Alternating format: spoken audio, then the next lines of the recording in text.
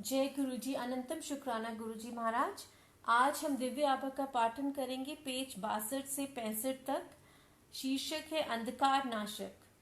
हम में से अधिकांश मोक्ष मार्ग पर चलने की आकांक्षा रखते हैं।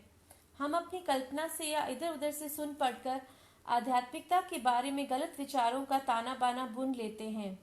हमारे विचारों में आध्यात्मिकता का अर्थ हिमालय की किसी गुफा में रहना या फिर देश की लंबाई और चौड़ाई नापना है।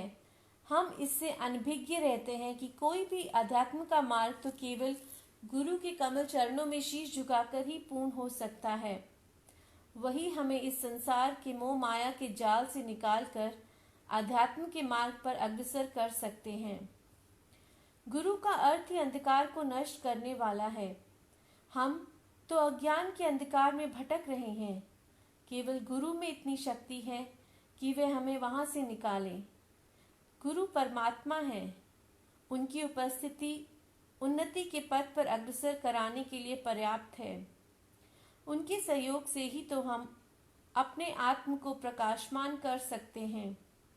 जीवन में उनके सहयोग से ही आध्यात्मिक ज्ञान संभव है। हमारे धर्म ग्रंथ गुरु चेले के उदाहरणों से भरपूर हैं। हमारे वे समस्त महापुरुष जिन्हें हमने भगवान सदृश माना है, उन सब ने मरते रूप में इस पृथ्वी पर अवतरित होकर गुरु से शिक्षा ग्रहण कर रही थी।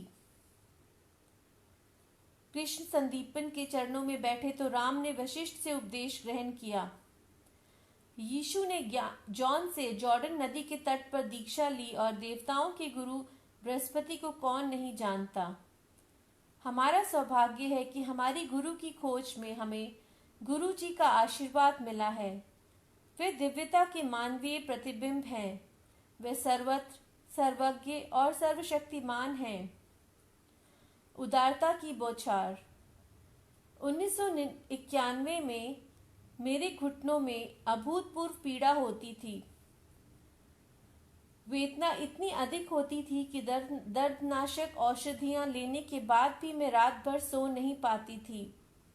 मैंने एलोपैथी, होम्योपैथी और घरेलू उपचार सब कर लिए, किंतु व्यथा बनी रही।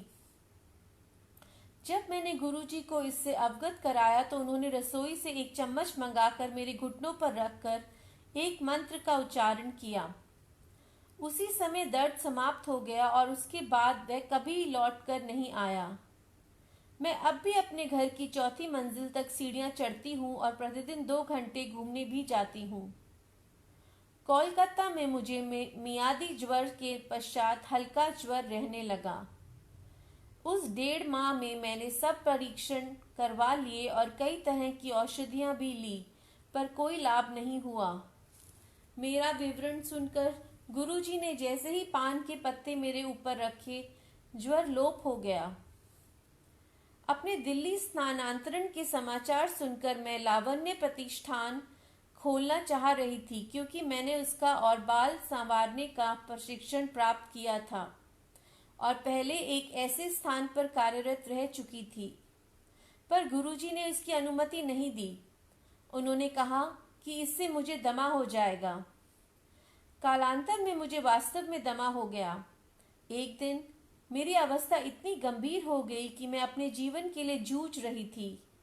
मुझे सांस लेने में अत्यंत कठिनाई हो रही थी और मुझे प्रतीत हो रहा था कि ये मेरे जीवन का अंत है।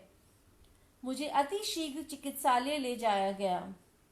पूरे मार्ग में गुरुजी का चित्र अपने हृदय से लगाकर उनसे अपने जीवन रक्षा के लिए प्रार्थना करती रही। तत्काल मुझे प्राणवायु और कुछ इंजेक्शन दिए गए। बाद में चिकित्सक ने बताया कि 2 मिनट की देरी भी मेरे लिए घातक सिद्ध हो सकती थी। बाद में जब मैं गुरुजी के पास गई तो मेरे बोलने से पहले ही उन्होंने कहा कि उन्होंने मुझे दलदल से निकाला है। ये सत्य वचन थे। बाद में जब मैंने उन्हें श्वास यंत्र और प्रबल औषधियों से मुक्त कराने की बात बार बार करी तो उन्होंने डांट कर कहा कि उन्हें स्मरण ना कराया जाए, उन्हें मेरी समस्या के बारे में ज्ञान है। 1 मास व्यतीत होने पर मुझे अचानक आभास हुआ कि मुझे दमा नहीं था। इसका अर्थ यह था कि मुझे श्वास यंत्र की आवश्यकता नहीं थी। यात्रा पर जाते हुए सुरक्षा के लिए मैं अब भी श्वास यंत्र खरीद कर ले जाती हूँ और घर वापस आने पर उसी नवीन अवस्था में उसे दुकान पर वापस कर देती हूँ। दमा अब पूर्णतः समाप्त हो चुका है। एक बार संगत में गुरुजी ने एक भक्त के सिर पर अपने हाथ रख दिए तो वहां से गुलाब के पुष्प झड़ने लगे। गुरुजी ने वही एक महिला के सिर पर किया तो वहां पर भी यही हुआ। उस महिला ने अपने दुपट्टे में वह गुलाब एकत्रित कर लिए। वह अति सुंदर चमत्कार था। मेरे जन्म दिवस पर गुरुजी ने पूरी संगत के सामने मुझे अपने दोनों हाथ आगे करने को कहा। अचानक मेरे हाथों में ऊपर से एक साड़ी आकर गिर गई। गुरुजी ने कहा कि उसे मैं स्वच्छ स्थान पर रखूं और कभी नहीं पहनूं। उस साड़ी में से आज 10 वर्ष पश्चात भी गुरुजी की वही विशिष्ट सुगंध आती है। गुरुजी ने कुछ वर्ष पूर्व कहा था कि मेरी बेटी का विवाह एक अति शालीन व्यक्ति से होगा।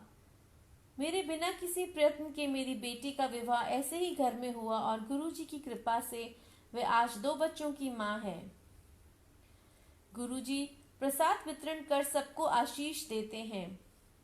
मैंने कई बार उनको स्वयं अपनी खाली हाथों में से किसी बर्तन में से नहीं, शुद्ध घी का प्रसाद प्रकट कर वितरित करते हुए देखा है। एक बार इसी प्रकार एक भक्त को उन्होंने कड़ा प्रसाद दिया था। कई बार उन्होंने इसी भांति खाली हाथों में से अपनी सुगंध से भरे लड्डू निकालकर वितरित किए हैं। सबको मेरा परामर्श यही है, अनेक कम गहरे कुएं मत खोदिए। इनका जल या तो खारा होगा या ये जल्दी सूख जाएंगे।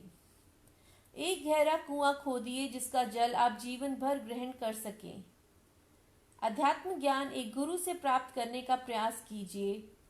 उस ज्ञान के गुण अर्थों को समझिए। कुछ वर्षों तक उनके चरणों में बैठिए।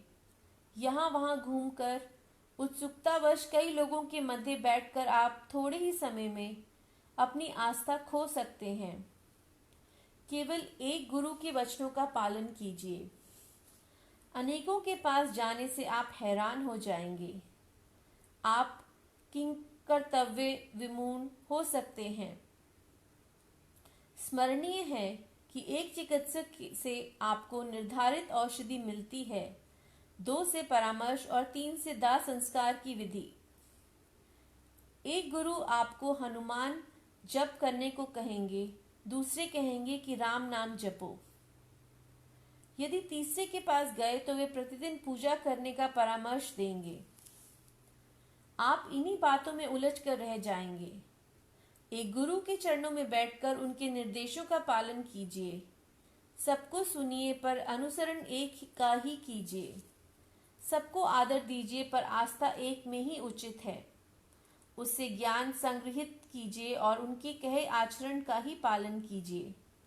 इस प्रकार आप शीघ्र ही आध्यात्मिकता के कठिन मार्ग पर अग्रसर हो सकेंगे। श्रीमती अनीता वर्मा, नोएडा। अनंतम अनंतम शुक्राना गुरुजी महाराज।